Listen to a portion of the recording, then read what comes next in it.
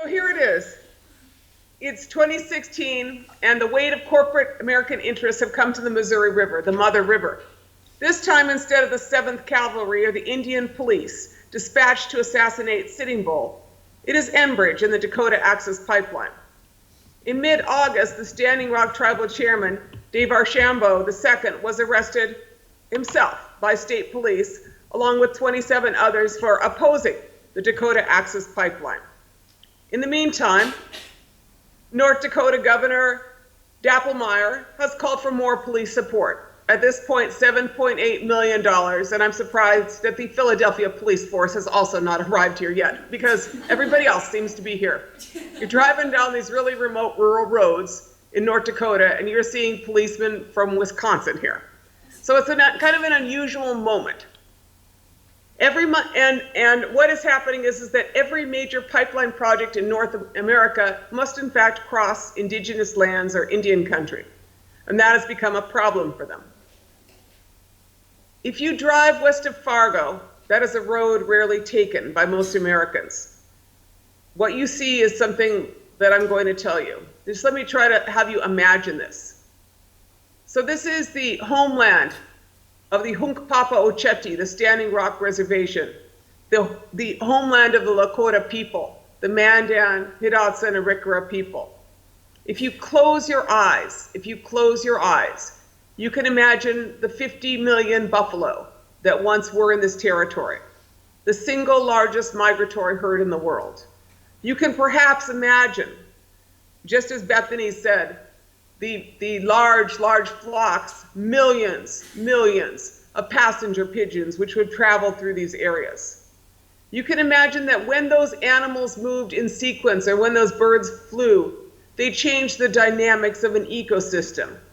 The pounding of the hooves of the buffalo would vibrate the earth and make the grass grow.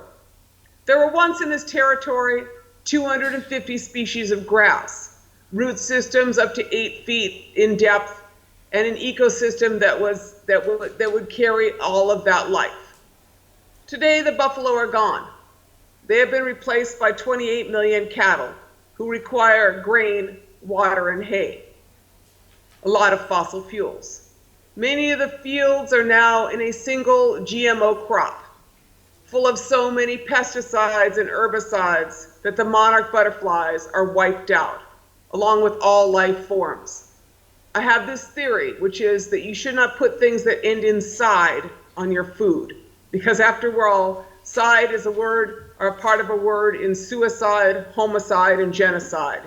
And only a fool would put things that end in "side" in your food system.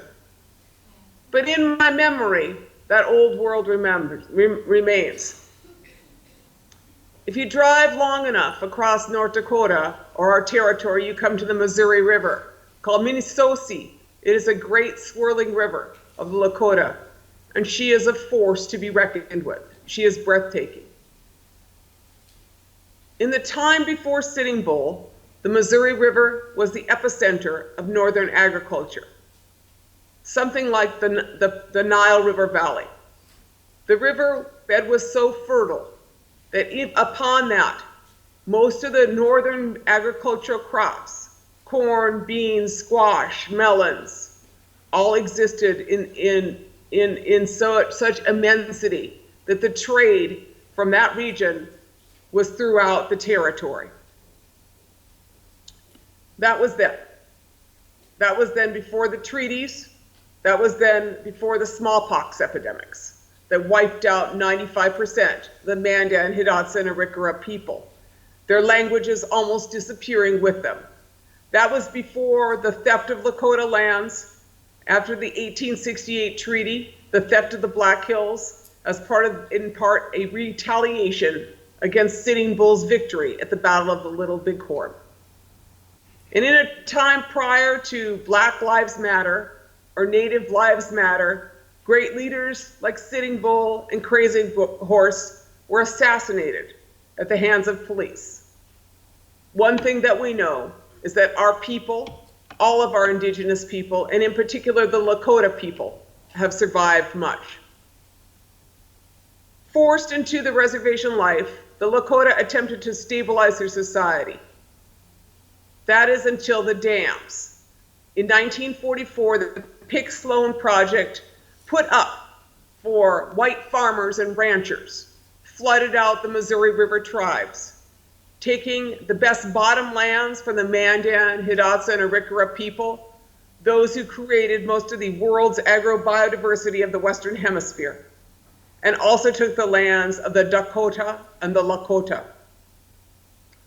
Over 200,000 acres on the Standing Rock and Cheyenne River reservations in South Dakota were flooded by only one of those dams, the Owyhee Reservoir. That itself forced not only their relocation, but the loss of much of their world. The Garrison, Owyhee, and Fort Randall dams created reservoirs that eliminated 90% of the timber and 75% of the wildlife on those reservations. Now that is how a people are made poor. Add to that the fact that all of those native people who tried to eke out a living as farmers or ranchers upon their remaining lands with lost access to manage their water were denied loans by the U.S. Department of Agriculture.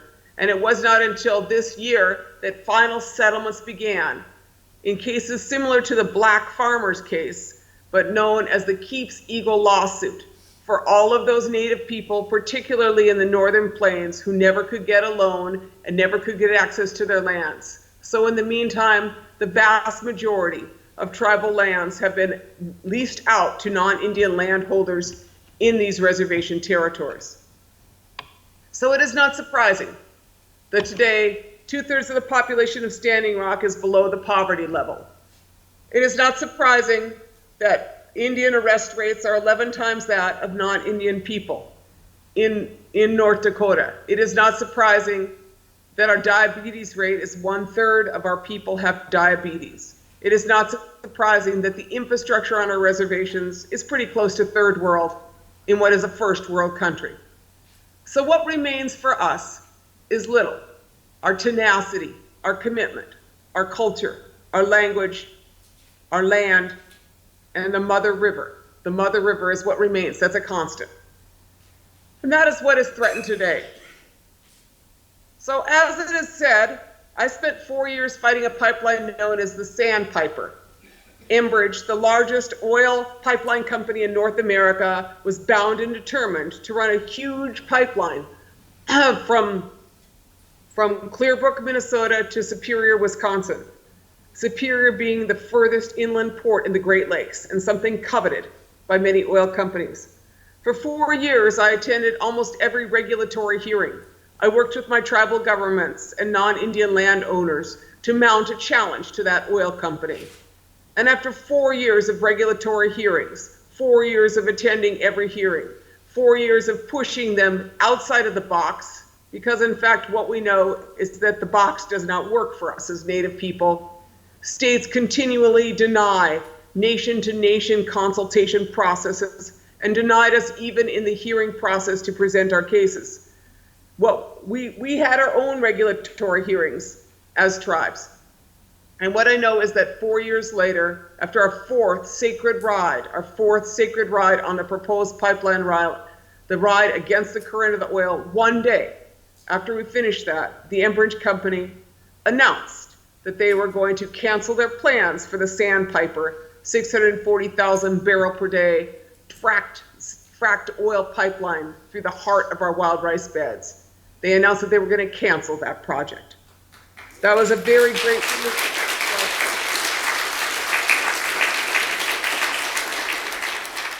And so what I want to say is that bad projects can be beaten. And I'm going to talk a little bit more about that later. But what I also know is that the day after they announced that they were going to cancel our project, they announced that they had purchased 1/3 of the DAPL project, Dakota Access Pipeline Project, because Marathon Oil and Enbridge had promised their shareholders that they would provide a pipeline to them by the end of 2016. And so they looked to the west and they saw a pipeline that was about 70% built. And they thought, we'll do that. And so what has happened is that the pipeline is barreling towards the Missouri River from both the east and the west. It is barreling towards the Missouri River. It is complete in states like Illinois. It is 90% complete in Iowa. I believe it is about 90% complete in South Dakota. It is following almost the same exact route as the Keystone XL pipeline. So this is the Keystone XL pipeline, but it's not called the Keystone XL pipeline. And then it came to Standing Rock.